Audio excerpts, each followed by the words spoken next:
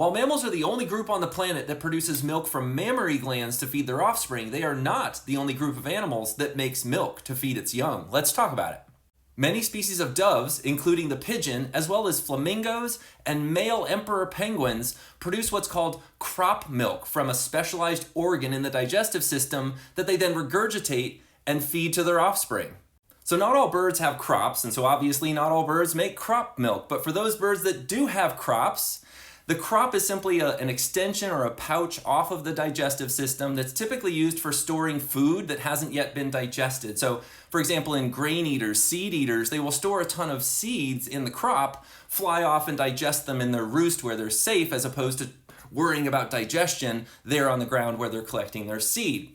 So in species that make crop milk, what's really interesting is that unlike mammalian milk that is produced by the mammary glands, crop milk is simply produced by the inner lining of cells within the crop. They become swollen with fats and proteins and form kind of a thick, almost cheesy-like, melted cheesy-like substance, a milk, if you will, that then is regurgitated for the offspring. Now, something I find really interesting is that in the doves, like pigeons, that produce crop milk, and also in the flamingos, both males and females produce crop milk to feed the young, whereas in emperor penguins, it's only the males that produce crop milk. And the reason for that is it's the males. If you know anything about emperor penguin breeding biology, the males are the ones that hang out and feed the chicks through the long winter while the females are out foraging for fish.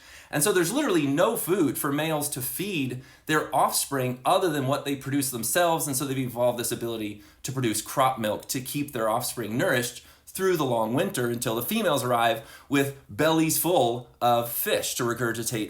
And I would be remiss if I didn't mention the one amphibian that we know of that produces milk for its babies. This worm-like amphibian called a caecilian, I think I'm pronouncing that right, I hope I didn't offend everybody in Sicily right now, but this amphibian produces a milk-like substance, which we call milk, that feeds its babies. It secretes it right through its skin and they absorb it then and there. So a lot more animals than just mammals produce milk, but they produce it in very different ways than we do via the mammary glands.